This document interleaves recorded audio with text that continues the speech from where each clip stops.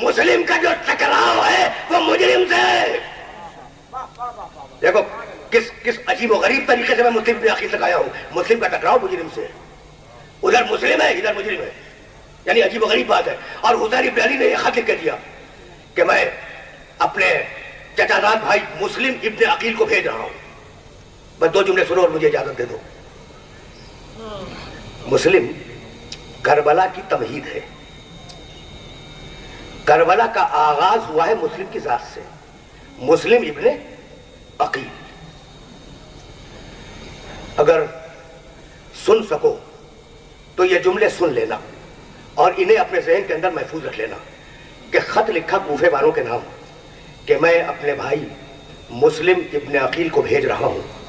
اخی یہ میرا بھائی ہے. وثقتی اس پر مجھے پورا بھروسہ ہے. ومعتمدی یہ میرا بہت قابل اعتماد ہے. ومن اہل بیتی اور یہ میرے اہل بیت میں شامل ہے. جملے دیکھے تم نے مسلم کے لیے جو حسین نے استعمال کیے. خط دے کے کہنے لگے کہ مسلم جاؤ کوفے کا ماحول دیکھو, کوفے کا مزاج دیکھو. اگر مصلحت سمجھو تو صلح کر لینا اور اگر مصلحت سمجھو تو جنگ کر لو. آپ نے دیکھا یعنی یہ مسلم کی فضیلت کے فضائل میں سب سے بڑی فضیلت ہے کہ معصوم یہ کہے, معصوم کہ مصلحت ہے تمہاری مصلحت ہے, چاہو جنگ کرو چاہو صلح کرو. مسلم مرضی امام کا نمائندہ بن کر کوفے آیا. اب سمجھ میں آیا مسلم ابن عقیل, عقیل کا بیٹا مسلم. اب سمجھ میں آیا مسلم مرضی امام کے نمائندے بنے آئے. اور روایات کے اختلاف کی بنیاد پر بس 2 جملے سنو, طویل مسائل پڑھنے کا میں عادی نہیں ہوں. اختلاف روایات کی بنیاد پر مسلم نے جب مسجد میں ظہر کی نماز پڑھائی تو 1,000 کی ایک صف تھی اور 18 صفیں تھی.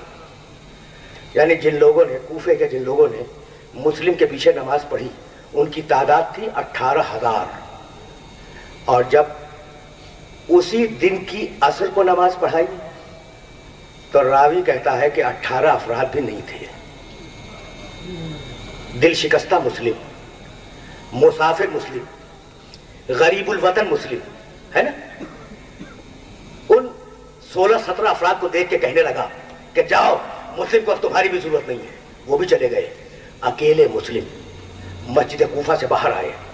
کوفے سے ناشنا تھے. ایک گلی سے دوسری گلی میں, دوسری گلی سے تیسری گلی میں, تیسری گلی سے چوتھی گلی میں چلتے رہے. منزل نامعلوم, مقصد ہدف نامعلوم, جا رہے ہیں. ایک مرتبہ چلتے چلتے مسلم کو پیاس محسوس ہوئی. بس میری تقریر تمام ہونے والی ہے. مسلم کو پیاس محسوس ہوئی. سامنے جو دروازہ تھا اسے کھٹکھٹایا.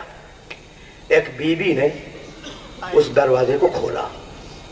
کہا بات کیا ہے؟ کہا میں بہت پیاسا ہوں, پانی پلا دو. وہ بی بی مسلم کو روک کر, اسے کیا معلوم کہ یہ ہے کون, روک کر پانی لینے کے لیے گئی. کچھ یاد ہے اس بی بی کا نام کیا ہے؟ توآ, تو واو عین ہائے حوت توآ. اس کوفے میں اس زمانے میں نہ معلوم کتنی ہزار عورتیں ہوں گی, ہے یا نہیں؟ کسی کا نام تاریخ میں محفوظ ہے, کسی کا نام منبر سے لیا جاتا ہے. یہ بی بی چونکہ اس نے آل محمد کے ایک پیاسے کو پانی پلا دیا تھا, اجرکم اللہ, اس لیے تاریخ کبھی احسان فراموش نہیں ہوتی. چونکہ آل محمد کے ایک پیاسے کو پانی پلایا اس لیے آج اس بی بی کا نام منبر سے لیا جاتا ہے. بی بی کیا میں پر کے لائی, مسلم کو پانی دیا, مسلم نے پیا اور پی کر دہلیز پر بیٹھ گئے. آپ نے گریہ کیا, مجلس تمام ہو گئی. میں طویل مسائل پڑھنے کا عادی نہیں ہوں لیکن جملے سننا. دہلیز پر بیٹھ گئے. بی بی اس انتظار میں کھڑی رہی کہ یہ شخص اٹھے تو میں دروازہ بند کروں. جب دیر ہو گئی اور مسلم نہ اٹھے تو ایک مرتبہ بی بی نے پسے پشت سے آواز دی کہ اے شخص پانی تو پی چکا, جاتا کیوں نہیں؟ اب مسلم چونکے, بی بی کی صورت دیکھی اور کہا بی بی کہاں جاؤں؟ کہا تجھے نہیں معلوم کہ یہ شہر بڑا پرآشوب ہے, یہ شہر بڑا پرفتنہ شہر ہے. اگر کوئی رشتہ دار ہو اس کے یہاں چلا جا، اگر کوئی جاننے والا ہو، کوئی دوست ہو، اس کے گھر میں چلا جا۔ رونے لگے۔ کہا بیوی جس کا کوئی جاننے والا ہی نہ ہو وہ کہاں جائے؟ تو کہا اے شخص، ایسا معلوم ہوتا ہے کہ تو مسافر ہے؟ کہا کہ ہاں میں مسافر ہوں۔ تو کہا اے شخص، اس شہر سے فوراً نکل جا، اس شہر سے باہر چلا جا، اس لیے کہ یہ شہر آج کل رہنے کے قابل نہیں ہے۔ کہا بیوی بس اتنا بتلا دے کہ یہ شہر رہنے کے قابل کیوں نہیں ہے؟ کہا تجھے نہیں معلوم، میرے شہزادے حسین ابن علی نے اپنا ایک سفیر بھیجا ہے، میرے شہزادے حسین ابن علی نے اپنا ایک سفیر بھیجا ہے اور سارا شہر اس کے خون کا پیاسا ہے۔ پوچھنے لگے کہ بیوی تجھے اس سفیر کا نام معلوم ہے؟ کہا کہ کیسے نہیں معلوم، وہ عقیل کا بیٹا مسلم ہے۔ تو انگلی کے اشارے سے کہا بیوی انا مسلم ابن عقیل، ارے عقیل کا بیٹا مسلم تو میں ہوں۔ اجرکم اللہ، اجرکم اللہ۔ بس دو جملوں کی زحمت ہے، تقریر میری تمام ہوئی۔ ایک مرتبہ بیوی مسلم کے قدموں پہ گری، کہا شہزادے بڑی غلطی ہوئی، مجھے معاف کرے، گھر کے اندر آئے۔ مسلم نے پوری رات، سنو میں نے کہا نا کہ میں طویل مسائل پڑھنے کا عادی نہیں ہوں، تم نے گریا کیا، مجلس تمام ہو گئی، لیکن جملہ سنتے جاؤ۔ مسلم نے پوری رات عبادت الہی میں گزاری۔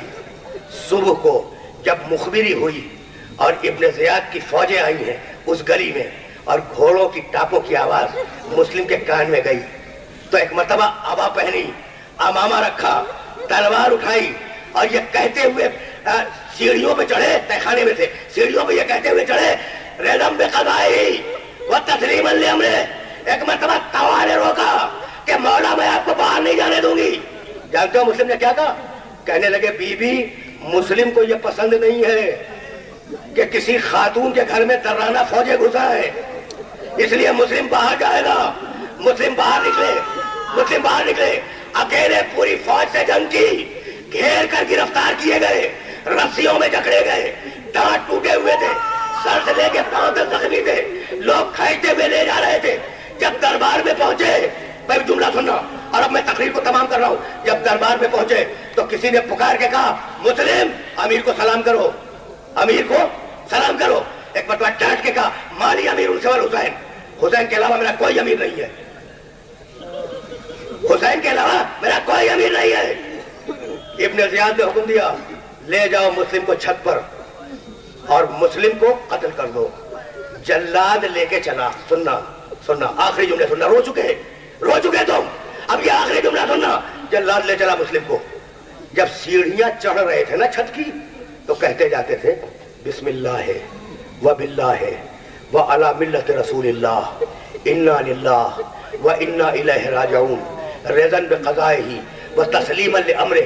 یہ کہتے ہوئے مسلم پشت بام پر چھت پر بلند ہوئے۔ ایک مرتبہ جلاد نے تلوار اٹھائی، بس سننا آخری جملہ، جلاد نے تلوار اٹھائی، قتل کرنا چاہا مسلم کو۔ جلاد نے کچھ دیکھا، تلوار پھینک دی، بھاگا ہوا ابن زیاد کے پاس آیا۔ ابن زیاد نے کہا مسلم کو قتل کر دیا؟ کہا نہیں امیر نہیں۔ کہا کیوں؟ کہا امیر میں نے جیسے ہی تلوار اٹھائی اللہ کے رسول کو دیکھا کہ وہ اپنی سفید داڑھی تھامے ہوئے مجھ سے پوچھ رہے ہیں کہ میرے بیٹے مسلم نے کیا خطا کی ہے۔ اجرکم اللہ، میرے بیٹے مسلم نے کیا خطا کی ہے۔ آخری جملہ سنو۔ ابن زیاد نے کہا تیری نگاہوں کا دھوکہ ہے، جا مسلم کو قتل کر دے۔ یاد ہے مسلم کی شہادت کی تاریخ 9 ذی الحج اور 10 ذی الحج کو بقرعید ہے، عید قربہ، یاد ہے نا سب کو؟ 9 ذی الحج کو مسلم کی شہادت ہے اور 10 ذی الحج کو عید قربہ ہے۔ جلاد کے جانے میں اور آنے میں دیر ہوئی ہے نا، دیر ہوئی۔ مسلم ٹہلتے ہوئے چھت کے کنارے تک پہنچے، سامنے کوفے کا بازار تھا۔ مسلم نے دیکھا کہ کوفے والے اچھے لباس پہنے ہوئے اپنے بچوں کو گود میں اٹھائے ہوئے عید قربہ کی تیاریوں میں مشغول ہیں۔ بس یہ دیکھنا تھا کہ ایک مرتبہ پکار کے کہنے لگے اے کوفے والوں، کچھ دنوں کے بعد میرے 2 چھوٹے بچے تمہارے شہر میں اسیر کر کے لائے جائیں گے، انہیں یہ نہ بتلانا کہ تمہارا باپ مارا